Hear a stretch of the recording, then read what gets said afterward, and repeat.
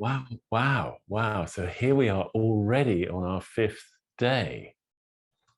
Sorry, third day. I'm really jumping ahead. Time gets a little bit sort of murky and flexible as we go deeper into a retreat. Third day. um, but it actually just as well could be fifth day. Because really we're just here right now, here.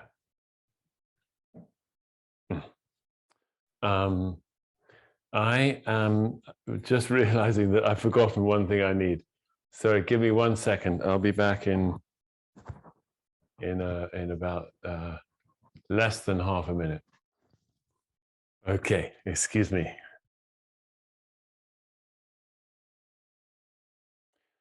So we began looking at this koan about young Dongshan, Tozan in Japanese.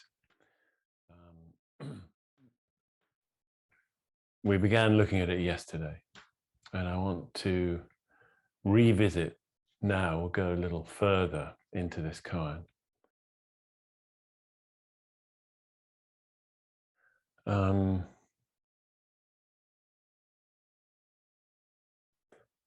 But a couple of sort of provisos or cautionary notes, I guess, you know, that this is a koan that basically commemorates the awakening of a particular master, Tozan. By the way, there's more than one Tozan. The word Tozan or Dongshan, it's the name of a mountain. Dongshan, you know, literally Dong, mountain. Tozan in Japanese. There's at least two significant Tozans in the Zen annals. There's an earlier Dongshan who is actually sort of more, in a sense, more important because he was one of the two founding fathers of the Soto or Taodong house of Zen, one of the 5 major quote-unquote houses of Zen, the sort of lineages with particular emphases and forms that are sort of subtly distinct from other ones. And this sect, this house or lineage, the Soto, Taodong in Chinese, sort of section of Zen that became the Soto house in Japan, excuse me, which Dogen Zenji founded in Japan. And it's one of the two primary streams of Zen that form Sanbo Zen, that Valerie and I are both part of it. That's to say, the Sanbo Zen, its lineage is actually primarily Soto, but there was a master getting on for 100 years ago who also trained in one of the other big forms of Zen, Rinzai or Linji, and so we kind of are a remarkable sort of hybrid of both forms, but it's not really remarkable at all because they're all basically coming at the one same reality, the one same fact, which is this moment just as it is. That's it. If we just get that, we've got Zen. It's just this moment, just as it is. Now, in the koan, I'm just going to repeat it. We see sort of the young Tozan, the later Tozan, not the founder of the Soto school, but a later Tozan, who I think led a practice center on the same mountain, hence has the same name. He comes to Master Unmon, and Unmon asks him, "Where have you come from?" And he says, "From Chadu." Unmon asks, "Where were you in the summer?" And he says, "I was south of the lake." "And when did you leave there?" "August 25th day of the 8th month."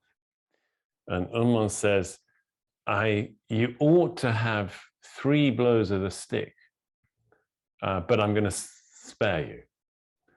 And actually, one little oddity is that in the Japanese translation of the Unmon Kan, I'm getting the weeds a bit here, it's actually, the translation is 60 blows of the stick. I mean, oh my God, 60 blows, really? You know, anyway, in the Chinese, it says 3 beatings of the stick. And maybe a beating meant 20 blows. I can't really get my head around it quite. But anyway, I'm sparing you the stick. And Tozan, it is said, sort of was awake all night, wondering, what have I done wrong? The commentary that is in the Unmon Kan says he tossed all night on the sea of right and wrong. What's right? What's wrong? How on earth did I make any kind of error in simply answering the master's questions? Obviously, I guess it's sort of, you know, Unmon is sort of a significant figure for him, and he's been probably, you know, building up a lot of anticipation about coming to see Unmon, and finally gets to see him, this great master. You know, he was a very significant master in his day, no doubt about it. 100 Fathom Cliff is his name, and you know, awesome figure, and of great wisdom, presumably of great compassion. And he's, you know, he asks him these simple questions: where have you come from? And he gave the answer. When did you leave? He gave the answer. Where were you before? He gave the answer. And yet the master says, you're sort of totally wrong, totally wrong. But no, he just simply answered the questions. How could he possibly be totally wrong? So all night long, he's awake, fretting, wondering, what on earth is this all about? And he's already into Zen, alas, poor guy, got caught up in it, which is this weird practice where it's, you know, we know it's sort of everything just as it is. So how can you go wrong? You know, how could you possibly go wrong, in a sense? So the next day comes back to Unmon and says just that. How was I wrong? And Unmon says, Mr. Rice Bag, you're nothing but a rice bag. You're nothing but a sack of slowly digesting food. That's all you are. You know. Have you been wandering around like that, west of the river, south of the lake? What are you doing wandering around like that, west of the river, south of the lake? Mr. Rice Bag.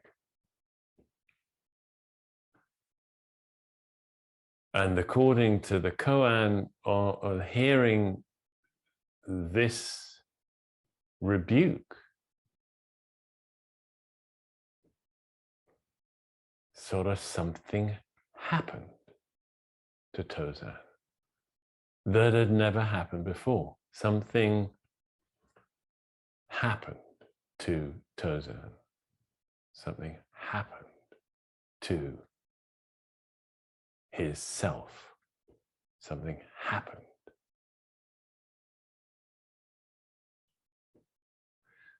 And what that was kind of, let's say, he was never quite the same again. He made some kind of discovery,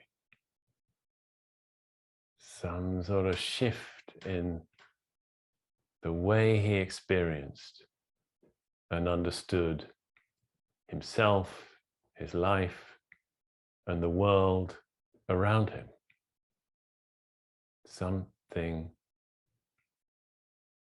happened. I think it's fair to say that. So we're gonna delve a little bit into what that might be. And it's to do with, I mean, we can come at it many ways, but one would be to say it's to do with his wondering. So what I want to do now, excuse me a moment, is, oh, what have I done with it? I actually, oh boy, what have I done with it? I was gonna read a little poem, and that's what I went to get when I realized I had to get up a moment ago. But now I've got the folder.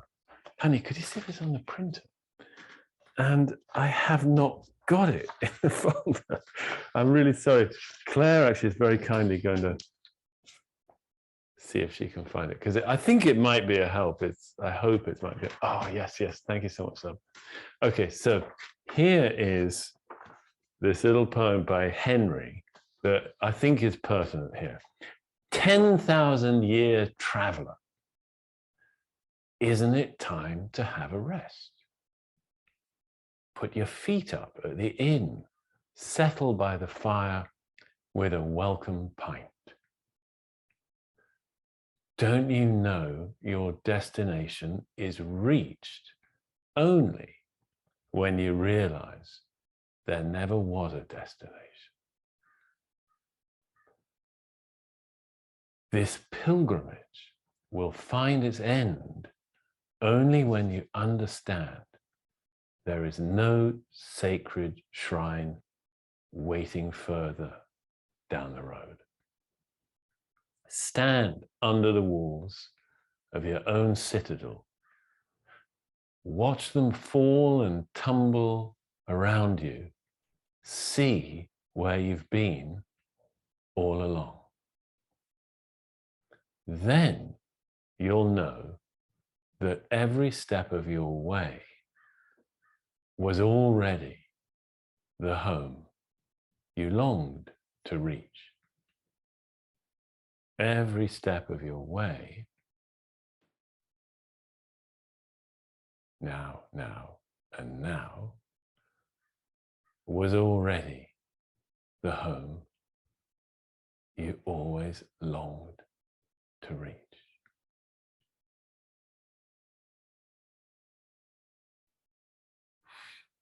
I said, I call it 10,000-year traveler, but it could be 10 million year traveler, 10 billion year traveler, probably 13.4 billion year traveler, might be right on the money. But actually 10,000 years is a number out of the Zen tradition, that 10,000-year sitting place, that you've been sitting in your sitting place for 10,000 years. It's a little phrase out of another koan, actually, which I will not touch on now. But do you get the point? Here's Tozan wandering around, trying to find something. Trying to find something. And that is absolutely right and absolutely wrong. It's absolutely right because we all have to different degrees, the calling, the sense that our way of experiencing this life is somehow misaligned. It's somehow just a little bit off. You know, in the old metaphor, implicit in the Sanskrit word dukkha, suffering, the images of an axle with a wheel hub attached to it that is not aligned correctly. So as the wheel turns, there's friction, maybe wobbling friction, you know, somehow, and that's an image of our life. We're not aligned, we're not aligned true with our life. And, you know, there's a lot of different explanations we might that people have for that. You know, there's all the many forms of therapy that try to address that. There's all the trauma work going on these days, that maybe we're all traumatized from birth. You know, the human birth is a very traumatic experience compared with most other mammals, I believe. You know, and it's rather hard for us to recover from it. But and there are some views that actually Dharma practice is a trauma practice. It's a way of healing trauma, coming into the body. You know, there's a congruence or confluence of, I think, of trauma-based research and therapy these days that points to the body as the place where trauma is held and where trauma can be healed. And guess what the first foundation of mindfulness is? The first real instruction on the meditative path in Buddhism is sort of get into your body, know your body, come home to the life of your body. And it means it really directly. It's not some sort of idea of, I don't know, oh yeah, body's a good place to go. No, it's actually feel what your body is feeling. Come home to your body. It's a primary kind of homecoming, actually, for all of us.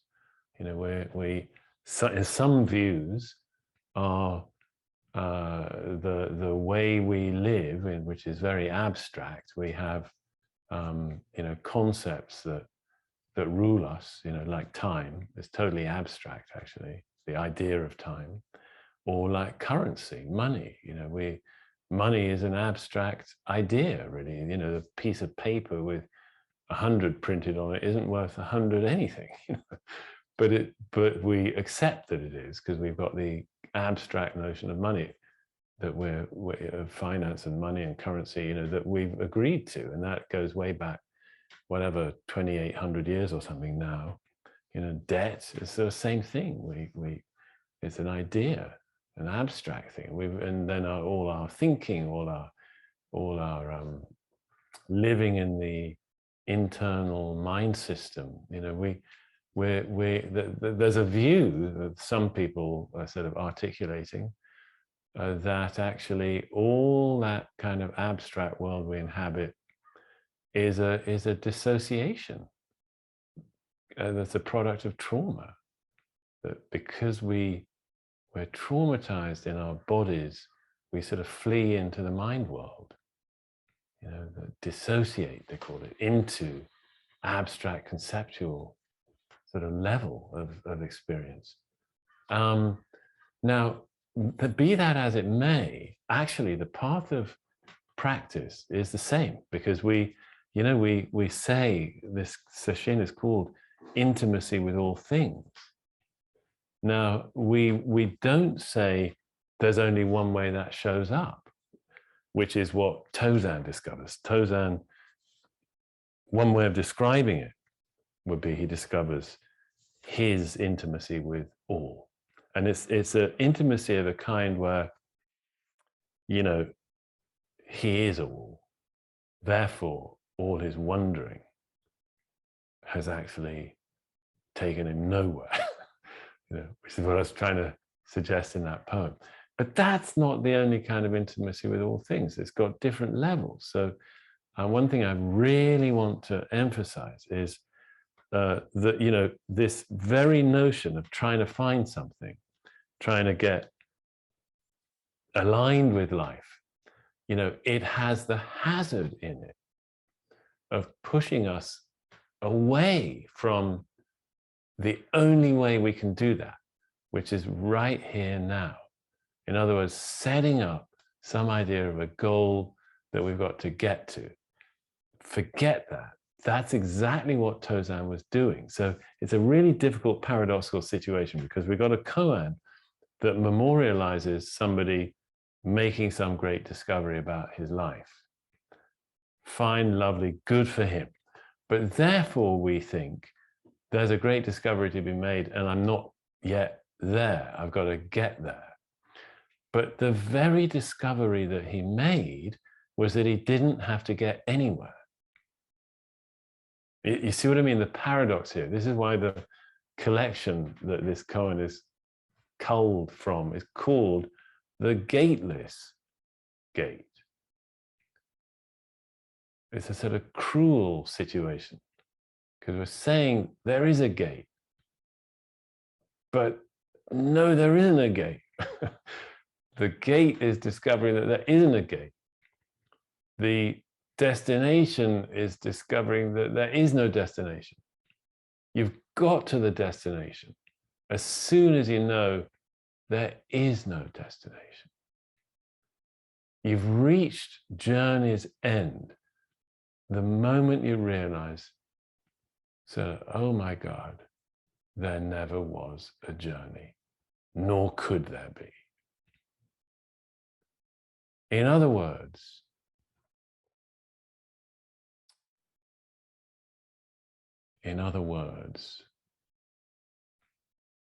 Mr. Ricebag.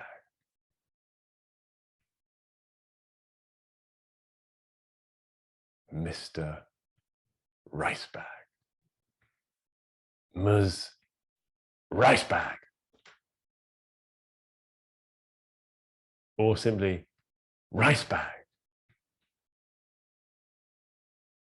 Bag of rice.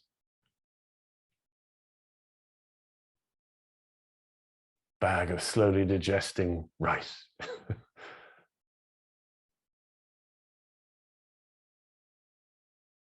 Okay, now I know that might all be a little bit baffling. So I'm going to try to clarify a bit more.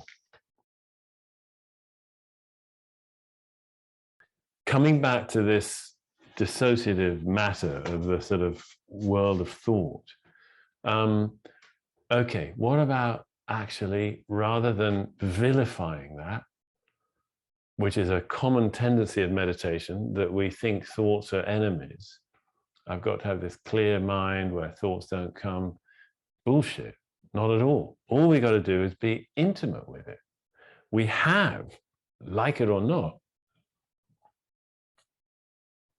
we do have an outer sensory system, fine, good, and an inner sensory system.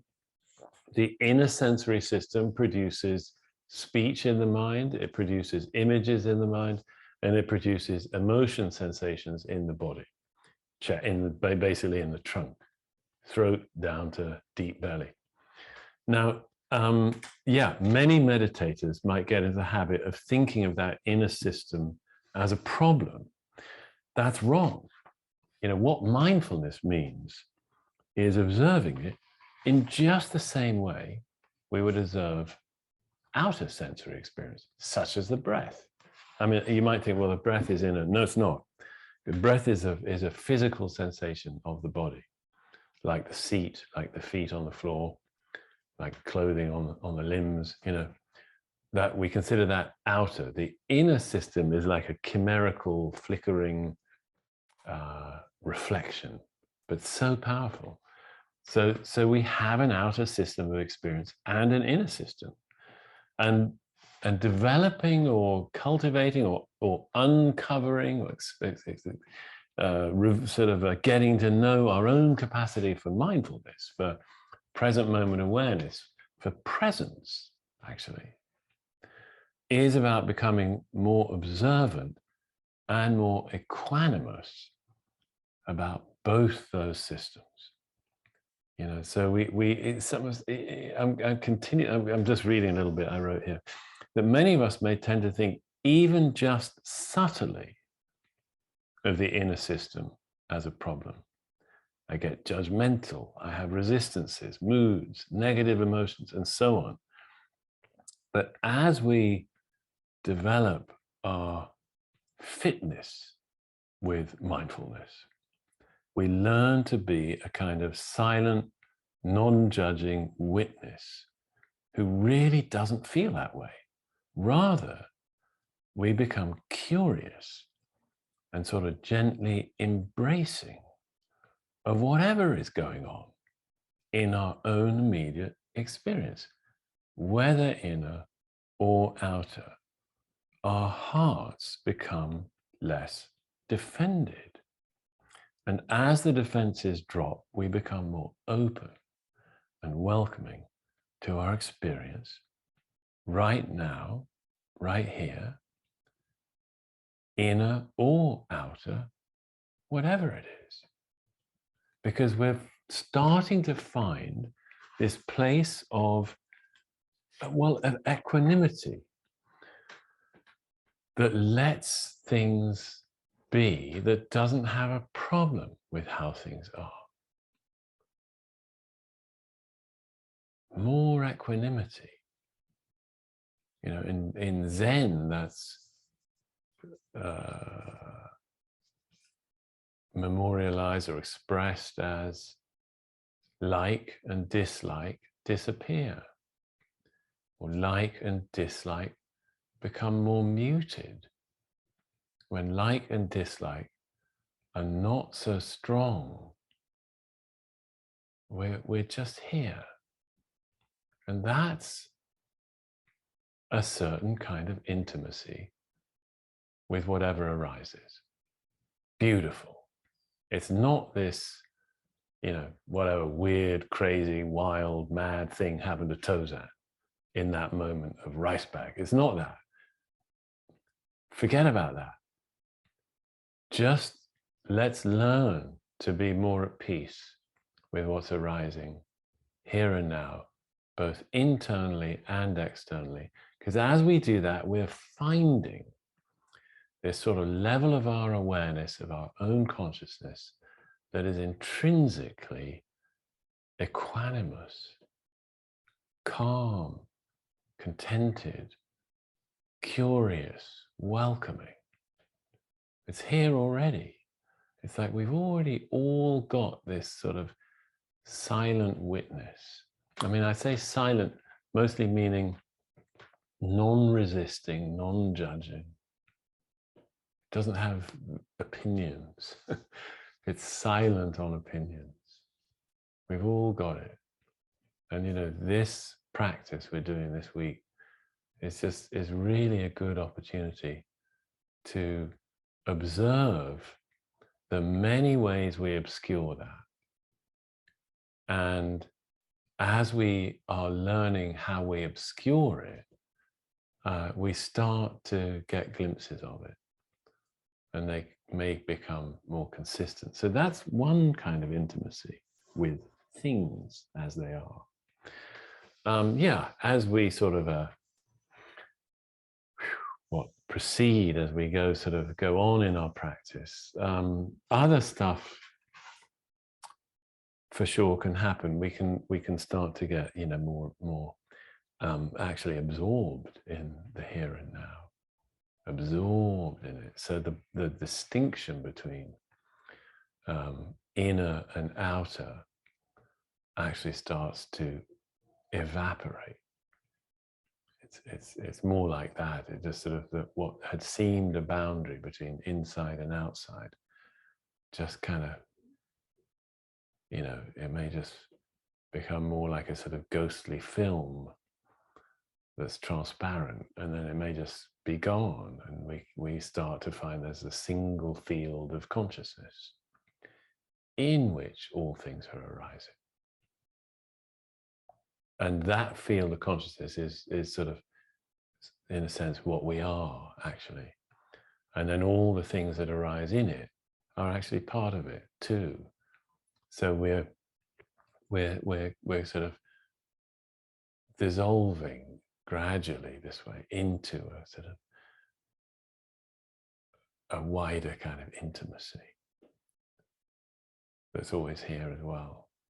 And again, that's sort of maybe not quite getting to what Tozan experienced. And that's what Tozan experienced, is a little bit more of a sort of a real sort of powerful collision with reality, you know, or breaking down of reality as we've known it. In other words, it's reaching the point where, you know, yesterday I was talking about the two realities that Buddhism talks of in Mahayana Buddhism, conventional and ultimate. And the conventional reality, so far, pretty much is sort of upheld in what I've just been talking about. But in the shift that Tozan undergoes, which we call awakening, you know, or perhaps enlightenment, in that shift, conventional reality is sort of fully revealed as ultimate reality. And in ultimate reality, what's that like? Well, I'll just say a little bit. When we first, you know, I mean, here's some words on it. When we may be graced by an awakening experience, it seems afterwards like that's an okay way to describe it. Something happened to us. I had an experience. But that's actually, in a sense, an indicator that we're not really quite ready yet to let in really what happened. Because in any awakened experience, all that really happens is that we cease believing that we are who we think we are. To whatever degree, that sense of being me or having a me just falls away. And what's left, in a sense, depends on the thoroughness of the falling away of self-ing. It could be a single awareness that fills all experience, making it a kind of a wondrous mirage or dream. All our life has been a dream, we now see. It could be the gulf of absence of self, a sense of a boundless openness where there used to be me. It could also be a sense of the utter absence, the outer world, all the stuff around me. Out there, simply somehow gone. Or there can be a sort of a kind of unnamed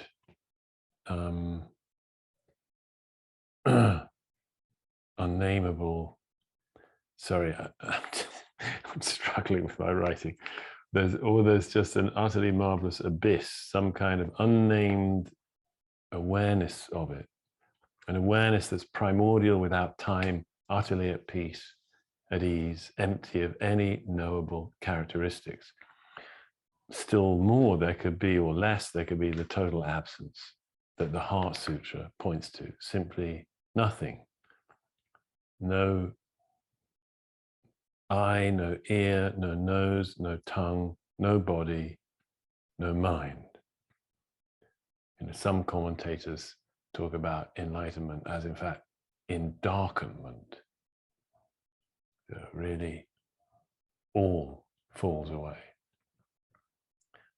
But in all cases, the me who thinks that it receives possesses and stores experience is simply not there.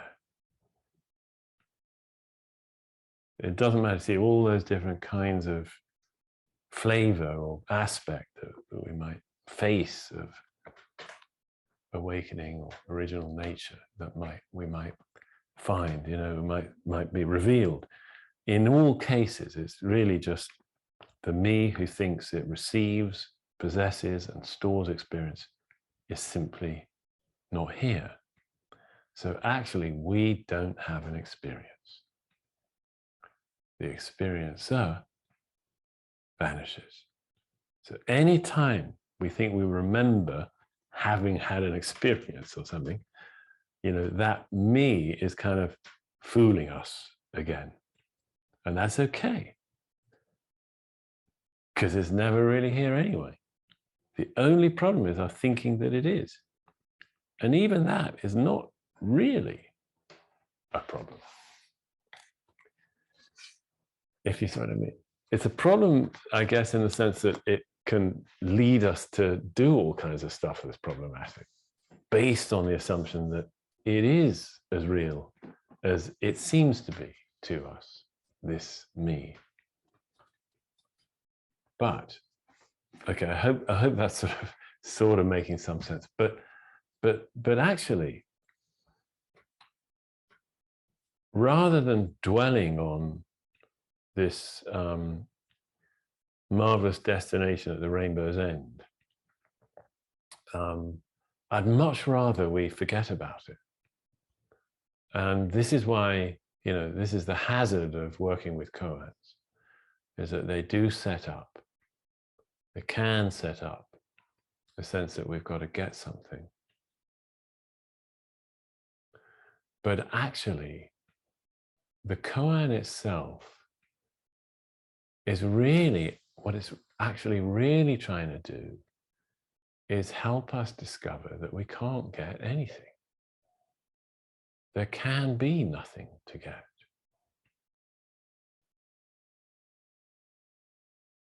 So the job, so to speak, of the koan is to help us stop seeking. So those of you who are sitting with Mu, I mean, really, the path is really not sort of needing anything but Mu. Or maybe I could express that a bit better. The path of practice with Mu is needing less and less that isn't Mu. It's sort of, if you see what I mean. So any notion that Mu is a little vehicle that's going to take you somewhere, if you could only get on board, it's hard enough to get on board with Mu, enough to keep sort of traveling with it, for sure. And then, but if I manage to, maybe it'll take me somewhere. I mean, if only, but that's not the case.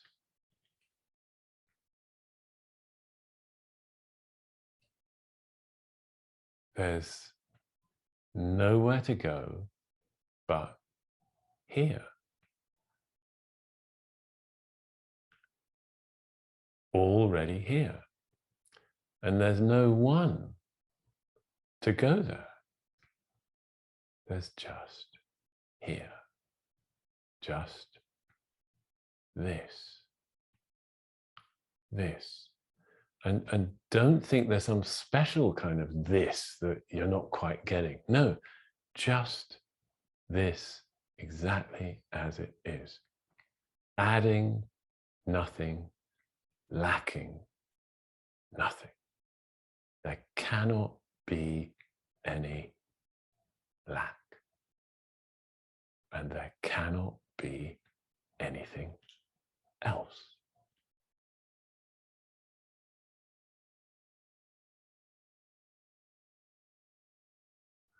That's, in some sense,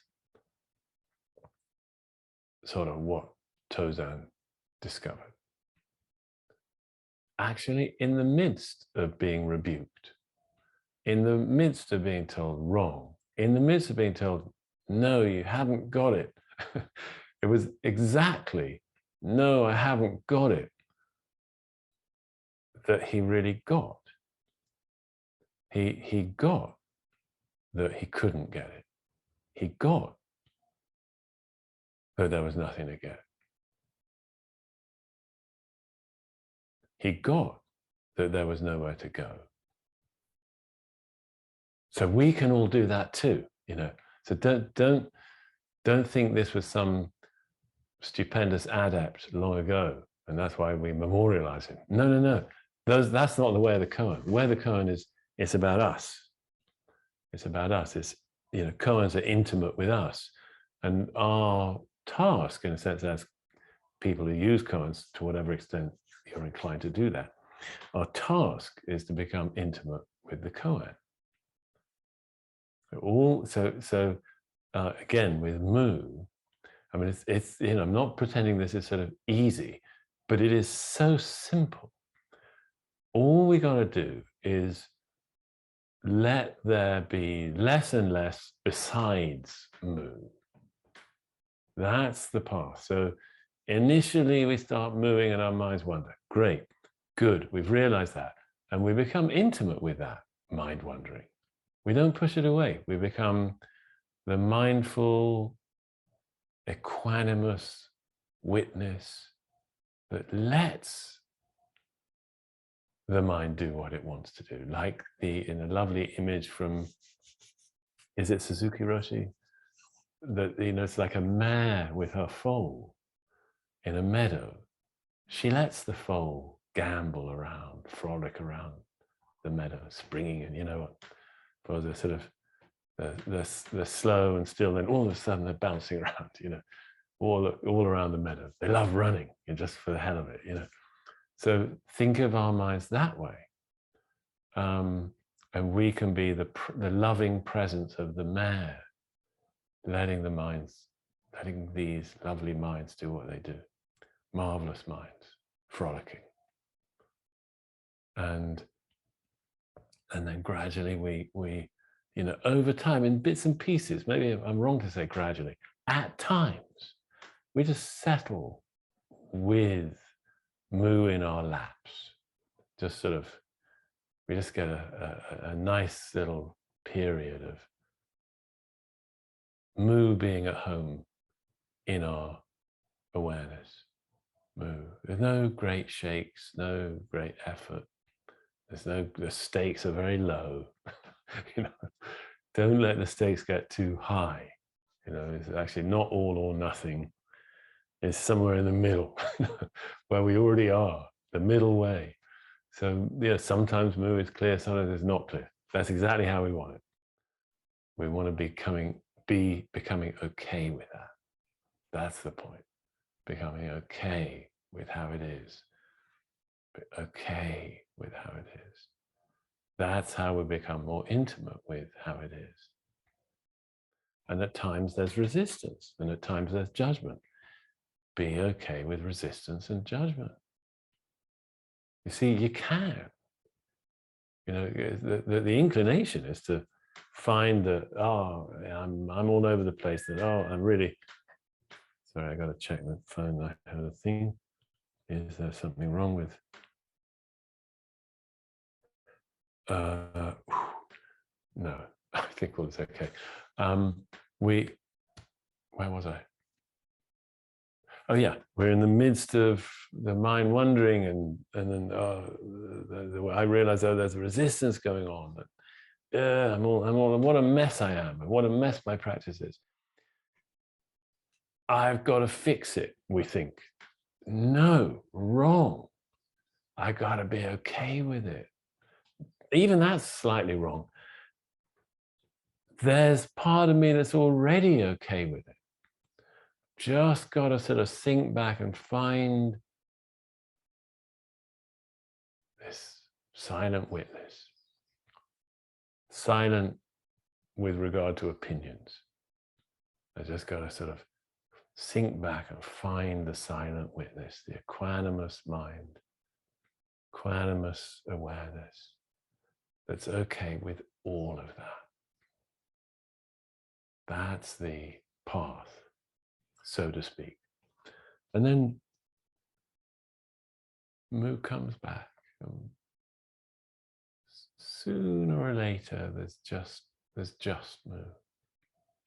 And the one who is aware of Mu, it gets clearer. There's awareness, and there's Mu. There's awareness, and there's Mu. And I just sit down and have a good time together. And then at some point, maybe, the little tiny gap between awareness and Mu, the little tiny separateness of those two, in its own good time, will just evaporate, in its own good time. That there's a last thread of separateness, that it just, in its own time, it's like an eyelash, it's so small. In its own time, it just isn't there. It's not like you've got to do a thing. You don't have to do a thing. The little eyelash of a thread of attachment, it suddenly just isn't there. And in very truth, it was never there, but I don't think that's a lot of help. Well, you'll see. It may be a help in the sense that it means we don't have to really do that much. Okay, let me see, how am I doing? Okay, I think in terms of time, I think that's probably enough for you all. I hope that hasn't driven your knees crazy, and I don't mind so much if it's driven your minds crazy. That might be good. I want to say somehow, we're all beloved. We're all loved from the start. And that's really what we're hoping to feel more here. There's another reason why I really don't want you to let koans become, a stick to beat yourself with. Why haven't I got this damn thing? Why can't I get this thing? I'm no good at this. No, rubbish. There's nowhere to get to, because we're all already soaked in this love, and it's only this little phantom of separateness that we believe in that allows us not to know that. It's only, there's a tiny little bubble that we put our faith in. It's yucky, it's misaligned with life. It's wrong. So we just sit with that. We sit with that very wrongness. We're just learning to allow even that. There's nothing we're trying to get rid of. Nothing we're trying to make different. Okay, so enjoy. Thank you very much.